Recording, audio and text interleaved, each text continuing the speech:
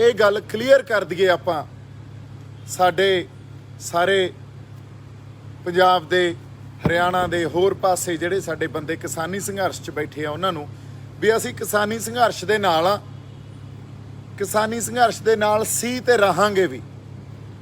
ਇਸ ਲਈ ਇਸ ਗੱਲ ਨੂੰ ਅੱਜ ਦੀ ਜਿਹੜੀ ਘਟਨਾ ਸਵੇਰੇ ਵਾਪਰੀ ਆ, ਜੋ ਨਿਹੰਗ ਸਿੰਘਾਂ ਨੇ ਇੱਕ ਗੁਰੂ ਸਾਹਿਬ ਦੀ ਬੇਅਦਬੀ ਕਰਨ ਆਏ ਵਿਅਕਤੀ ਨੂੰ ਸੌਦਾ ਲਾਇਆ, ਉਸ ਬਾਰੇ ਗੱਲ ਕਰਨੀ, ਉਸ ਗੱਲ ਨੂੰ ਕਿਸ ਸੰਦਰਭ 'ਚ ਦੇਖਣਾ, ਇਹ ਗੱਲ ਸਾਡੇ ਲਈ ਵਾਚਣੀ ਬੜੀ ਜ਼ਰੂਰੀ ਆ। ਸਾਡੇ ਜਿਹੜੇ ਆਗੂ ਆ, ਬਜ਼ੁਰਗ ਆ, ਉਹਨਾਂ ਨੂੰ ਮੇਰੀ ਬੇਨਤੀ ਆ ਵੀ 26 ਨਵੰਬਰ ਨੂੰ ਵੀ ਇਹੀ ਬੇਨਤੀ ਸੀ, 26 ਜਨਵਰੀ ਨੂੰ ਵੀ ਇਹੀ ਬੇਨਤੀ ਸੀ ਤੇ ਅੱਜ ਵੀ ਇਹੀ ਬੇਨਤੀ ਆ ਵੀ ਤੁਸੀਂ ਸਾਡੇ ਆਗੂ ਹੋ, ਤੁਸੀਂ ਸਤਿਕਾਰਯੋਗ ਹੋ, ਤੁਸੀਂ ਸਾਡੇ ਬਜ਼ੁਰਗ ਹੋ ਤੇ ਅਸੀਂ ਤੁਹਾਡੇ ਨਾਲ ਆ, ਹਮੇਸ਼ਾ ਤੁਹਾਡੇ ਨਾਲ ਆ, ਤੁਹਾਡੇ ਬੱਚਿਆਂ, ਤੁਹਾਡੇ ਸੋਲਜਰਾਂ ਤੇ ਸੰਘਰਸ਼ ਦੇ ਨਾਲ ਵੀ ਖੜੇ ਆ। ਪਰ ਕਦੇ ਕਦੇ ਗੱਲਾਂ ਤੁਹਾਨੂੰ ਵੀ ਸਮਝਣੀਆਂ ਚਾਹੀਦੀਆਂ, ਉਹ ਗੱਲਾਂ ਸਮਝਣੀਆਂ ਬਹੁਤ ਜ਼ਰੂਰੀ ਆ ਵੀ 26 ਨਵੰਬਰ ਨੂੰ ਜਦੋਂ ਬੈਰੀਕੇਡ ਤੋੜੇ ਆਪਾਂ ਇਸੇ ਸੰਘਰਸ਼ 'ਚ, ਉਹਦੇ ਤੁਸੀਂ ਕਿਹਾ ਜਿਹੜੇ ਬੈਰੀਕੇਡ ਤੋੜ ਕੇ ਗਏ ਆ ਉਹ ਸਾਡੇ ਬੰਦੇ ਨਹੀਂ ਆ। 26 ਜਨਵਰੀ ਨੂੰ ਜਦੋਂ ਲੋਕਾਂ ਦਾ ਵਹਿਣ ਲਾਲ ਕਿਲ੍ਹੇ ਵੱਲ ਨੂੰ ਆਪੇ ਵਹਿ ਤੁਰਿਆ ਤੇ ਜਿਹੜੇ ਉੱਥੇ ਬੰਦੇ ਪਹੁੰਚੇ, ਤੁਸੀਂ ਇਹ ਕਿਹਾ ਉਹ ਸਾਡੇ ਬੰਦੇ ਨਹੀਂ ਆ। ਹੁਣ 1 ਸਾਲ ਤੋਂ ਵੱਧ ਸਮਾਂ ਹੋ ਗਿਆ, ਨਿਹੰਗ ਸਿੰਘ ਜਥੇਬੰਦੀਆਂ ਤੁਹਾਡੇ ਕੋਲੇ ਉੱਥੇ ਪਹਿਰਾ ਦੇ ਰਹੀਆਂ। ਜਦੋਂ 26 ਜਨਵਰੀ ਨੂੰ ਕੁਛ ਸਰਕਾਰ ਦੇ ਗੁੰਡੇ ਆ ਕੇ ਸਾਡੇ ਮੋਰਚੇ ਤੇ ਹਮਲਾ ਕਰਦੇ ਆ ਤੇ ਸਾਹਮਣੇ ਹਿੱਕ ਡਾ ਕੇ ਖੜ ਜਾਂਦੇ ਆ, ਉਹਨਾਂ ਨਿਹੰਗ ਸਿੰਘ ਜਥੇਬੰਦੀਆਂ ਨੂੰ ਅੱਜ ਤੁਸੀਂ ਇਹ ਕਹਿਤਾ ਵੀ ਉਹ ਤੁਹਾਡੇ ਬੰਦੇ ਨਹੀਂ ਆ। ਸੋ ਬਜ਼ੁਰਗੋ, ਗੱਲ ਇਹ ਆ, ਜੇ ਉਹ ਤੁਹਾਡੇ ਬੰਦੇ ਨਹੀਂ ਤਾਂ ਕਿਹਦੇ ਬੰਦੇ ਆ? ਕਿਹਦੀ ਖਾਤਰ ਉੱਥੇ ਅਸੀਂ ਬੈਠੇ ਰਹੇ, ਹੁਣ ਉਹ ਬੰਦੇ ਬੈਠੇ ਰਹੇ ਜਾਂ ਹੋਰ ਜਿਹੜੇ ਉੱਥੇ ਬੰਦੇ ਉਹ ਬੈਠੇ ਆ, ਉਹਨਾਂ 'ਚ ਇੱਕ ਰੋਹ ਵੀ ਆ, ਗੁੱਸਾ ਵੀ ਆ ਤੇ ਆਪਦੇ ਹੱਕ ਲੈਣ ਖਾਤਰ ਬੈਠੇ ਆ। ਪਰ ਫਿਰ ਵੀ ਪੰਜਾਬ 'ਚ ਰਹਿਣ ਵਾਲੇ ਹਰ ਸਿੱਖ ਨੂੰ, ਹਰ ਉੱਥੋਂ ਦੇ ਬੰਦਿਆਂ ਨੂੰ, ਹਰਿਆਣੇ ਦੇ ਬੰਦਿਆਂ ਨੂੰ, ਯੂਪੀ ਦੇ ਬੰਦਿਆਂ ਨੂੰ ਮੇਰਾ ਇੱਕ ਇਹ ਅਰਜ਼ੀ ਲਾ ਲਓ ਜਾਂ ਹੱਥ ਜੋੜ ਕੇ ਬੇਨਤੀ ਆ ਵੀ ਤੁਸੀਂ ਨਾ ਹੀ ਆਗੂਆਂ ਤੋਂ ਪਾਸੇ ਹੋਇਓ ਤੇ ਨਾ ਸੰਘਰਸ਼ ਤੋਂ ਪਾਸੇ ਹੋਇਓ। ਆਪਾਂ ਕਿਸਾਨੀ ਸੰਘਰਸ਼ ਦੇ ਨਾਲ ਵੀ ਆ, ਆਪਾਂ ਆਗੂਆਂ ਦੇ ਨਾਲ ਵੀ ਆ, ਪਰ ਕੁਝ ਗੱਲਾਂ ਨੂੰ ਸਮਝਣਾ ਸਾਡੇ ਲਈ ਬੜੀ ਜ਼ਰੂਰਤ ਇਸ ਵੇਲੇ ਬਣੀ ਹੋਈ ਆ। ਉਹ ਇਸ ਕਰਕੇ ਕਿਉਂਕਿ ਇੱਕ ਗੱਲ ਬੜੀ ਵੱਡੇ ਪੱਧਰ ਤੇ ਪ੍ਰਚਾਰੀ ਜਾ ਰਹੀ ਆ ਵੀ ਉਹਨਾਂ ਨੇ ਕਾਨੂੰਨ ਨੂੰ ਹੱਥ 'ਚ ਲਿਆ। ਜਦੋਂ ਕਾਨੂੰਨ ਇੰਨਾ ਪੱਖਪਾਤੀ ਹੋ ਜੇ ਵੀ ਪਿਛਲੇ 5 ਸਾਲਾਂ ਤੋਂ ਲਗਾਤਾਰ ਸ੍ਰੀ ਗੁਰੂ ਗ੍ਰੰਥ ਸਾਹਿਬ ਦੀ ਬੇਅਦਬੀ ਕੀਤੀ ਜਾ ਰਹੀ ਆ ਤੇ ਕਾਨੂੰਨ ਇਹ ਕਹਿ ਕੇ ਉਹਨਾਂ ਬੰਦਿਆਂ ਨੂੰ ਛੱਡ ਦਿੰਦਾ ਵੀ ਉਹਨਾਂ ਦੇ ਦਿਮਾਗੀ ਗੜਬੜ ਸੀ, ਉਹ ਦਿਮਾਗੀ ਤੌਰ ਤੇ ਕਮਜ਼ੋਰ ਸੀ ਤੇ ਉਹਨਾਂ ਨੂੰ ਛੱਡ ਦਿੱਤੇ ਗਏ। ਇਹ ਤਾਂ ਉਹ ਗੱਲ ਹੋਈ ਵੀ ਕੋਈ ਅੰਨਾ ਤੇ ਉਹਨੇ ਜਦੋਂ ਵਿੰਨ ਕੇ ਤੀਰ ਮਾਰਿਆ ਤੇ ਹਰ ਵਾਰ ਨਿਸ਼ਾਨੇ 'ਚ ਲੱਗਿਆ ਜਾ ਕੇ, ਵੀ ਹਰ ਵਾਰ ਨਿਸ਼ਾਨੇ 'ਚ ਨਹੀਂ ਲੱਗਦਾ ਹੁੰਦਾ। ਹਰ ਵਾਰ ਕੋਈ ਦਿਮਾਗੀ ਤੌਰ ਤੇ ਪਰੇਸ਼ਾਨ ਬੰਦਾ ਆ ਕੇ ਤੇ ਉਹਨੂੰ ਸ੍ਰੀ ਗੁਰੂ ਗ੍ਰੰਥ ਸਾਹਿਬ ਦਾ ਹੀ ਨਿਰਾਦਰ ਕਰਨਾ ਸੁਝਦਾ। ਫਿਰ ਇਹ 5 ਸਾਲਾਂ ਤੋਂ ਸਾਨੂੰ ਕਿਵੇਂ ਲਗਾਤਾਰ ਪ੍ਰਵੋਕ ਕਰ ਰਹੇ ਆ। ਅਸੀਂ ਕਾਨੂੰਨ ਕੋਲੇ ਅਰਜ਼ੀਆਂ ਦੇ ਕੇ ਆਪਦੀਆਂ ਸ਼ਿਕਾਇਤਾਂ ਕਰਕੇ ਥੱਕ ਗਏ, ਪਰ ਸਾਨੂੰ ਇਨਸਾਫ ਨਹੀਂ ਮਿਲਿਆ। ਉਸੇ ਤਰ੍ਹਾਂ ਜਿਸ ਤਰ੍ਹਾਂ ਸਾਨੂੰ ਪੁਰਾਣੇ ਸਾਡੇ ਨਾਲ ਹੋਈ ਬੇਇਨਸਾਫੀ ਦਾ ਇਨਸਾਫ ਨਹੀਂ ਮਿਲਿਆ। ਸੋ ਜਦੋਂ ਕਾਨੂੰਨ ਪੱਖਪਾਤੀ ਹੋ ਜੇ ਉਦੋਂ ਕਾਨੂੰਨ ਹੱਥ 'ਚ ਲੈਣਾ ਪੈਂਦਾ ਹੁੰਦਾ। ਇਹ ਇਤਿਹਾਸ ਦੀਆਂ ਬਹੁਤ ਘਟਨਾਵਾਂ ਇਹਦੀ ਗਵਾਹੀ ਭਰਦੀਆਂ। ਜਦੋਂ ਮਦਨ ਲਾਲ ਢੀਂਗਰਾ ਨੇ ਕਾਨੂੰਨ ਹੱਥ 'ਚ ਲਿਆ ਸੀ ਫਿਰ ਉਹ ਵੀ ਗਲਤ ਸੀ। ਜਦੋਂ ਸ਼ਹੀਦ ਊਧਮ ਸਿੰਘ ਨੇ ਕਾਨੂੰਨ ਹੱਥ 'ਚ ਲਿਆ ਸੀ ਫਿਰ ਉਹ ਵੀ ਗਲਤ ਸੀ। ਜਦੋਂ ਭਗਤ ਸਿੰਘ ਨੇ, ਜਿਹਦੀ ਗੱਲ ਆਪਾਂ ਕਿਸਾਨੀ ਸੰਘਰਸ਼ 'ਚ ਬੈਠੇ ਕਰਦੇ ਆ ਵੀ ਇਨਕਲਾਬ ਭਗਤ ਸਿੰਘ ਨੇ ਲਿਆ, ਤਾਂ ਫਿਰ ਸਰਦਾਰ ਭਗਤ ਸਿੰਘ ਵੀ ਗਲਤ ਸੀ। ਜਦੋਂ ਜਿੰਦੇ ਤੇ ਸੁੱਖੇ ਨੇ ਕਾਨੂੰਨ ਹੱਥ 'ਚ ਲਿਆ ਸੀ ਫਿਰ ਉਹ ਵੀ ਗਲਤ ਸੀ। ਤੇ ਜਦੋਂ ਸਾਡੇ ਜਥੇਦਾਰ ਰਣਜੀਤ ਸਿੰਘ ਨੇ ਕਾਨੂੰਨ ਹੱਥ 'ਚ ਲਿਆ ਸੀ ਉਹ ਵੀ ਗਲਤ ਸੀ। ਉਹਨਾਂ ਤੋਂ ਵੀ ਪੁੱਛ ਲਓ ਵੀ ਕਾਨੂੰਨ ਕਿਉਂ ਹੱਥ 'ਚ ਲੈਣਾ ਪੈ ਗਿਆ। ਹੁਣ ਇਸ ਗੱਲ ਨੂੰ ਜੇ ਆਪਾਂ ਇਹ ਕਹੀਏ ਵੀ ਕਾਨੂੰਨ ਹੱਥ 'ਚ ਲਿਆ ਤੇ ਆਪਣੇ ਹੁਣੇ ਹੀ ਲਖੀਮਪੁਰ ਖੇੜੀ 'ਚ ਜਦੋਂ ਸਾਡੇ ਬੰਦਿਆਂ ਨੂੰ ਦਗੜ ਕੇ ਕਤਲੇਆਮ ਕਰਤਾ ਤੇ ਉੱਥੇ ਰੋਹ 'ਚ ਆਏ ਸਾਡੇ ਬੰਦਿਆਂ ਨੇ 2 ਬੀਜੇਪੀ ਦੇ ਬੰਦੇ ਮਾਰਤੇ, ਫਿਰ ਤਾਂ ਅਸੀਂ ਵੀ ਕਾਨੂੰਨ ਹੱਥ 'ਚ ਲੈ ਲਿਆ, ਫਿਰ ਆਪਾਂ ਵੀ ਗਲਤ ਆ। ਸਿੰਘੂ ਬਾਰਡਰ ਦੇ ਉੱਤੇ ਘਟਨਾ ਵਾਪਰੀ ਆ। ਕਈ ਵਾਰੀ ਅਸੀਂ ਕਿਸੇ ਘਟਨਾ ਨੂੰ ਜਦੋਂ ਦੇਖਦੇ ਆ ਨਾ, ਸਾਡਾ ਦੇਖਣ ਦਾ ਨਜ਼ਰੀਆ ਕਈ ਵਾਰੀ ਉਸੇ ਘਟਨਾ ਤੇ ਕੇਂਦਰਿਤ ਹੋ ਜਾਂਦਾ, ਪਰ ਉਸ ਘਟਨਾ ਦੇ ਪਿੱਛੇ ਕੀ ਕਹਾਣੀ ਹੈ ਉਹਨੂੰ ਵੀ ਸਮਝਣ ਦੀ ਲੋੜ ਹੁੰਦੀ ਹੈ। ਜੋ ਅੱਜ ਵਾਪਰਿਆ ਸਿੰਘੂ ਦੇ ਵਿੱਚ 2015 ਤੋਂ ਲੈ ਕੇ 22 ਆਉਣ ਵਾਲਾ ਹੈ, 6 ਜਾਂ 7 ਸਾਲ ਦਾ ਵਕਫਾ ਹੋ ਗਿਆ, ਸਮਾਂ ਹੋ ਗਿਆ। ਤਾਂ ਇਹਨਾਂ 7 ਸਾਲਾਂ ਦੇ ਵਿੱਚ ਅਨੇਕਾਂ ਥਾਵਾਂ ਦੇ ਉੱਤੇ ਗੁਰੂ ਗ੍ਰੰਥ ਸਾਹਿਬ ਦੀਆਂ ਬੇਅਦਬੀਆਂ ਹੋਈਆਂ, ਅੰਗ ਪਾੜੇ ਗਏ, ਅੱਗਾਂ ਲਾਈਆਂ ਗਈਆਂ, ਸ਼ਾਂਤਮਈ ਬੈਠੇ ਸਿੱਖਾਂ ਦੇ ਉੱਤੇ ਗੋਲੀਆਂ ਵੀ ਚਲਾਈਆਂ ਗਈਆਂ ਇਨਸਾਫ ਮੰਗਦਿਆਂ ਦੇ ਉੱਤੇ। ਬਰਗਾੜੀ ਮੋਰਚਾ ਚੱਲਿਆ ਕਰੀਬ 6 ਮਹੀਨੇ।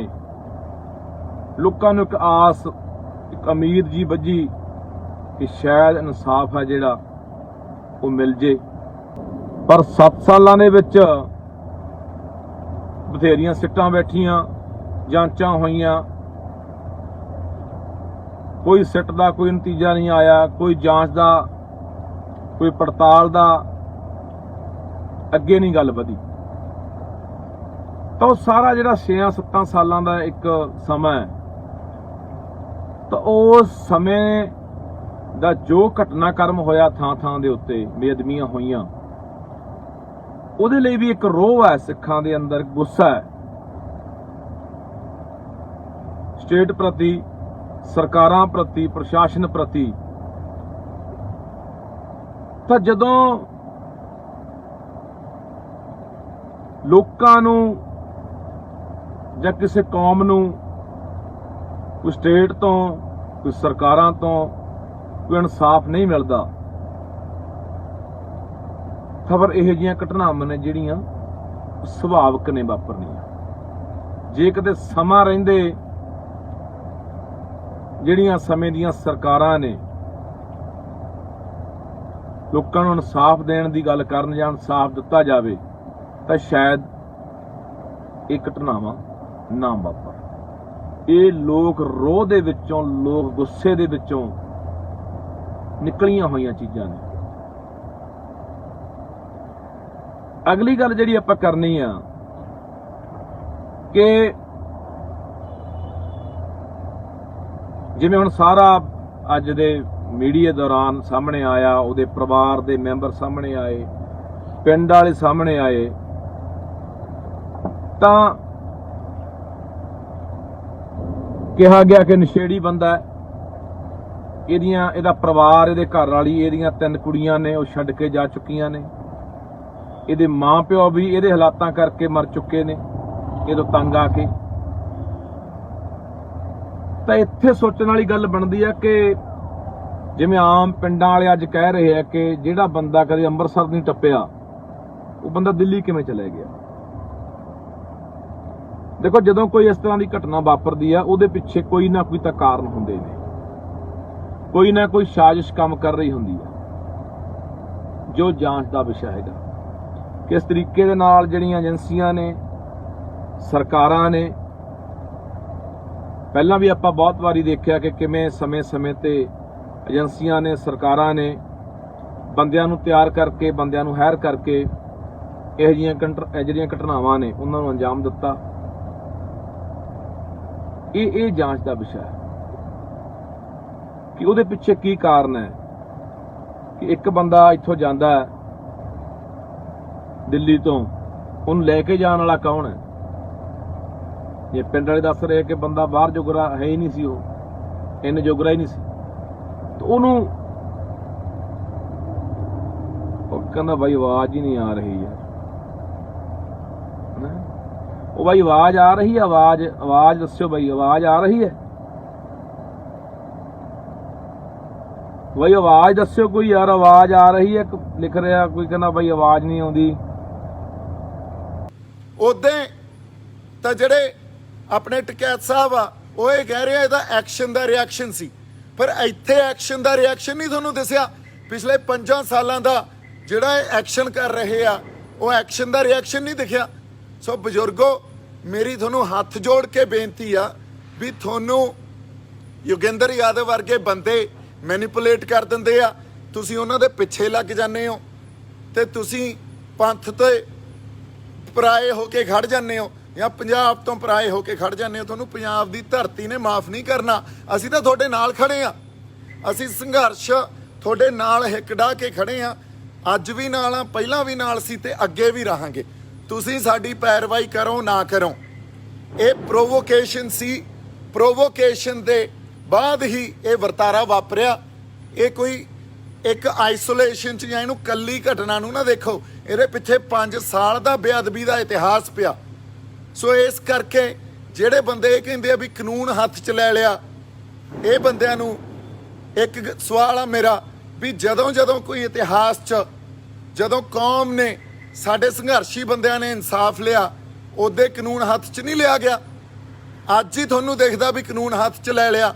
ਫਿਰ ਅਗਲੀ ਗੱਲ, ਡਾਕਟਰ ਸਵਾਈਮਾਨ ਸਿੰਘ ਆ ਜਿਹੜੇ, ਉਹ ਬੜੇ ਸਤਿਕਾਰਯੋਗ ਆ, ਬੜੇ ਜੈਂਟਲ ਆ, ਉਹਨਾਂ ਨੇ ਵੀ ਇਹ ਗੱਲ ਕਹੀ ਵੀ ਜੇ ਗੁਰੂ ਨਾਨਕ ਪਾਤਸ਼ਾਹ ਹੁੰਦੇ, ਸ਼੍ਰੀ ਗੁਰੂ ਰਾਮਦਾਸ ਪਾਤਸ਼ਾਹ ਹੁੰਦੇ ਤਾਂ ਵੀ ਐਂ ਕਰਦੇ।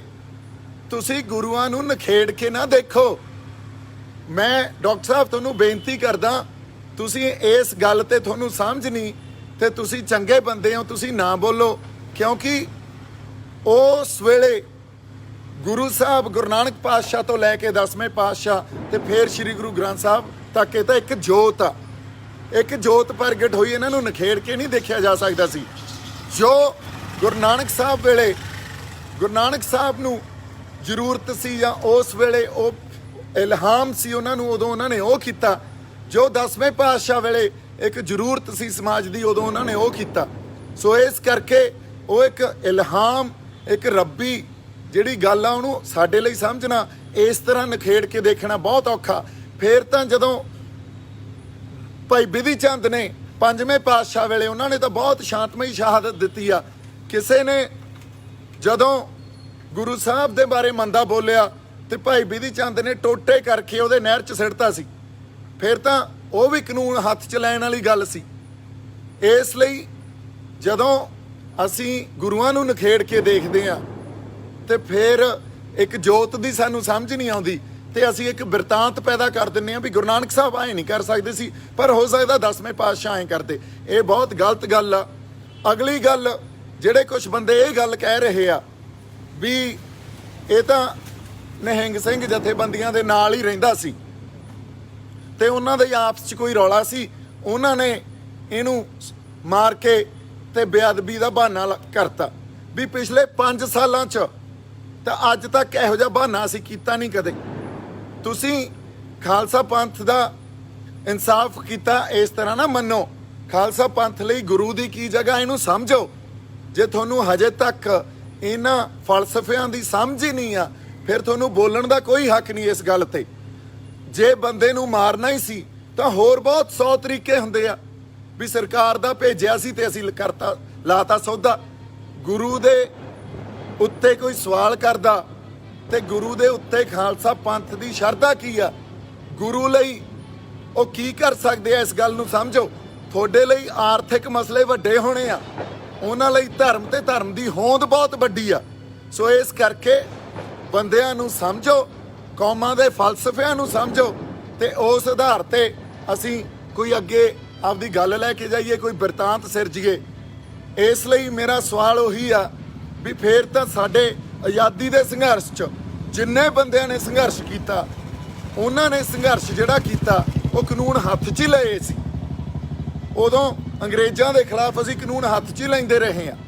ਤੁਸੀਂ ਕੁਝ ਦਿਨ ਪਹਿਲਾਂ ਇਹ ਗੱਲ ਕਹਿ ਕੇ ਹਟੇ ਹੋ ਵੀ ਅਸੀਂ ਨਲੂਏ ਦੇ ਵਾਰਸ ਹਾਂ, ਤੇ ਫਿਰ ਜੇ ਸਰਦਾਰ ਹਰੀ ਸਿੰਘ ਨਲੂਆ ਹੁੰਦੇ ਉਹ ਕੀ ਕਰਦੇ, ਇਹ ਸਾਨੂੰ ਦੱਸਣ ਦੀ ਜ਼ਰੂਰਤ ਨਹੀਂ। ਇਸ ਲਈ ਇੱਥੇ ਵਿਕਟਮ ਕੌਣ ਆ ਤੇ ਇੱਥੇ ਕਲਪਰੇਟ ਕੌਣ ਆ, ਇਸ ਗੱਲ ਨੂੰ ਪਛਾਣੋ। ਇੱਥੇ ਡਿਸਟਿੰਕਸ਼ਨ ਥੋੜੀ ਜਿਹੀ ਇਹਦੇ 'ਚ ਲੈ ਕੇ ਆਓ।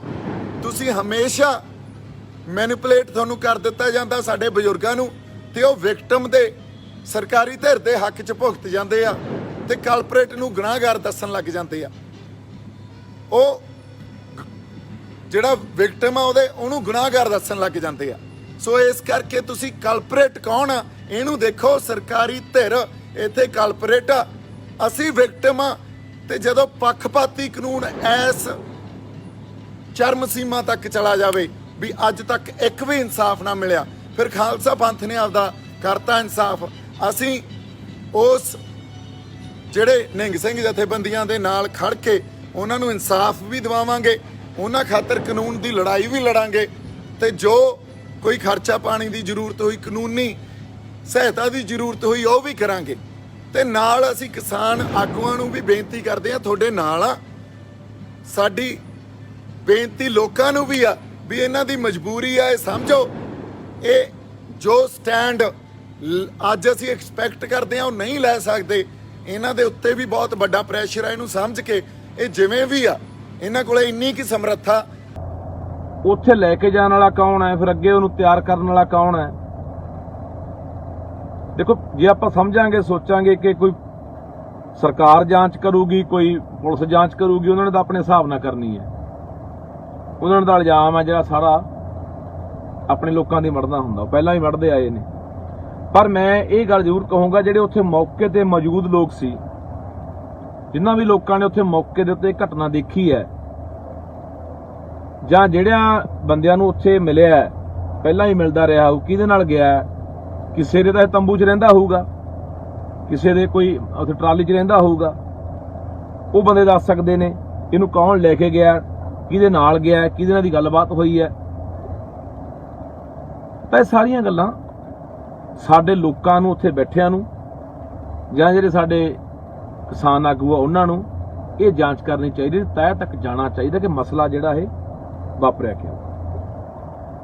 ਬਾਕੀ ਕਈ ਵਾਰੀ ਆਪਾਂ ਕਾਲੀ ਦੇ ਵਿੱਚ ਬੜੇ ਬਿਆਨ ਦਾਗ ਦਿੰਨੇ ਆ, ਆਪਾਂ ਨੂੰ ਆਦਤ ਜੀ ਬਣ ਗਈ ਇੱਕ ਦੂਜੇ ਦੇ ਖਿਲਾਫ ਬਿਆਨ ਦਾਗਣ ਦੀ। ਬਹੁਤ ਛੇਤੀ ਆਪਾਂ ਨੂੰ ਇਹ ਹੁੰਦਾ ਕਿ ਪਹਿਲਾਂ ਬਿਆਨ ਮੈਂ ਦੇਵਾਂ, ਪਹਿਲਾਂ ਮੈਂ ਦੇਵਾਂ, ਮੈਂ ਨਾ ਰਹਿ ਜਾ, ਮੈਂ ਨਾ ਪਿੱਛੇ ਰਹਿ ਜਾ। ਸੋ ਮੋਰਚੇ ਨਾਲ ਜੁੜੇ ਹੋਏ ਜਿਹੜੇ ਬੰਦੇ ਨੇ ਸਾਰੇ ਆਪਣੇ ਹੁੰਦੇ ਆ ਤੇ ਸਾਰੇ ਆਪਣੇ ਨੇ। ਜਿਹੜੇ ਵੀ ਬੰਦੇ ਲਗਾਤਾਰ ਮੋਰਚੇ ਦੇ ਵਿੱਚ ਡਟੇ ਹੋਏ ਨੇ ਕਈ ਮਹੀਨਿਆਂ ਤੋਂ, ਪੂਰਾ ਮੋਰਚਾ ਸਾਂਭਿਆ ਹੋਇਆ, ਸਾਨੂੰ ਯਕਦਮ ਜਿਹੜਾ ਉਹਨਾਂ ਦੇ ਖਿਲਾਫ ਵੀ ਨਹੀਂ ਬਿਆਨਬਾਜ਼ੀ ਕਰਨੀ ਚਾਹੀਦੀ।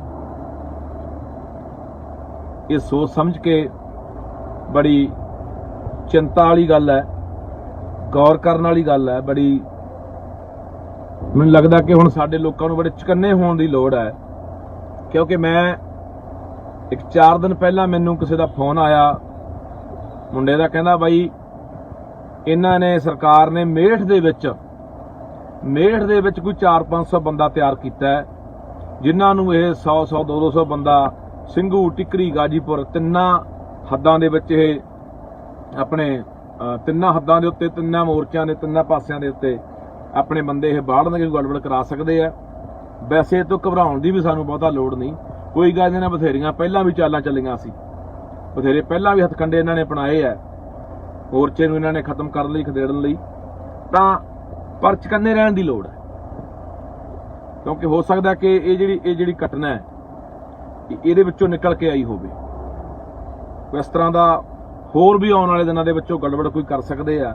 ਸੋ ਜਿੰਨੇ ਭਰਾ ਸਾਡੇ ਮੋਰਚੇ ਦੇ ਵਿੱਚ ਬੈਠੇ ਆ, ਸਾਰੇ ਭਰਾਵਾਂ ਨੂੰ ਬੇਨਤੀ ਕਰਦੇ ਆ ਕਿ ਪੂਰੇ ਚੁਕੰਨੇ ਰਹੋ, ਸੁਚੇਤ ਰਹੋ, ਹਰ ਗੱਲ ਦੇ ਉੱਤੇ ਪਹਿਰਾ ਰੱਖੋ, ਧਿਆਨ ਰੱਖੋ ਕਿ ਕਿਹੜਾ ਬੰਦਾ ਬਾਹਰੋਂ ਆ, ਕਿਹੜਾ ਬੰਦਾ ਨਵਾਂ ਆ ਕੇ ਰਹਿਣ ਲੱਗਿਆ, ਕਿਹੜਾ ਬੰਦਾ ਕਿਵੇਂ ਆ, ਕਿਹੜਾ ਬੰਦਾ ਕਿਵੇਂ ਆ।